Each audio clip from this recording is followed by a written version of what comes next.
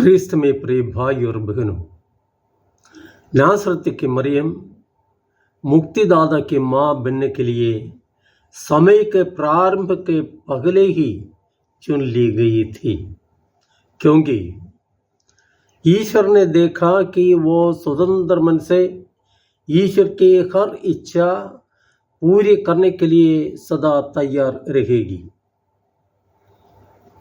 इसलिए ईश्वर ने उसे जन्म पाप से मुक्त रखा और सकल कृपावरों से अलंकृत किया। स्वर्गदूत उसे कृपापूर्ण कहकर पुकारता है, क्योंकि उसमें ईश्वरीय कृपाओं का भंडार था। ईश्वर की कृपाओं को रोकने वाला कोई कलंक उसमें नहीं था। दूत का संबोधन सुनकर उसका घबरा जाना बिल्कुल स्वाभाविक था। स्वर्गदूत की वो भेंट बिल्कुल अप्रत्याशित थी। दूत का संदेश मानव कुल के मुक्ति कार्य में उसकी भागीदारी निश्चित करता है।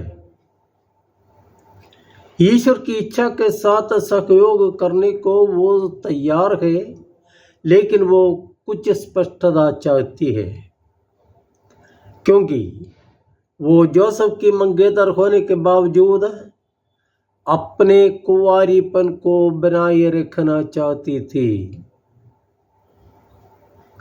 उसका मुख्य प्रश्न यह था कि क्या मैं कुंवारी रहते हुए पुत्र को प्रसव कर पाऊंगी। दूध से ये समझ लेती है कि पुरुष संसर्ग के बिना वो गर्भवती होगी,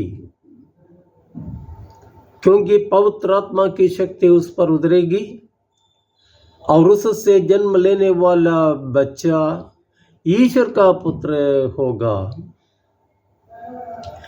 मुक्तिदाता होने का मतलब नबी वचनों से वो पहले ही समझ चुकी थी।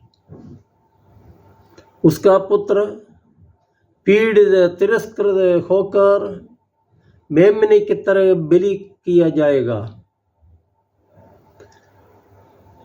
वो बालिका इस कठोर सत्य के सामने विचलित नहीं हुई, क्योंकि ऐसा होना ईश्वर की इच्छा थी।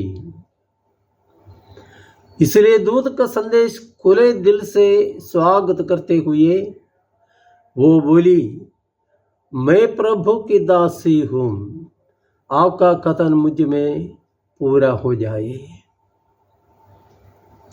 वो सुंदर क्षण सारी मानव जाति के लिए आनंद और उल्लास का संदेश लाने वाला था। मनुष्य के सहयोग के बिना उसकी मुक्ति संभव नहीं थी। अब मानवकुल के प्रतिनिधि के रूप में मरियम ने सहयोग की वो हरी झंडी दिखाई और मुक्तिदाता के जन्म का पहला चरण संपन्न हुआ। माता मरियम की तरह हम भी ईश्वरीय योजनाओं के साथ सहयोग करें।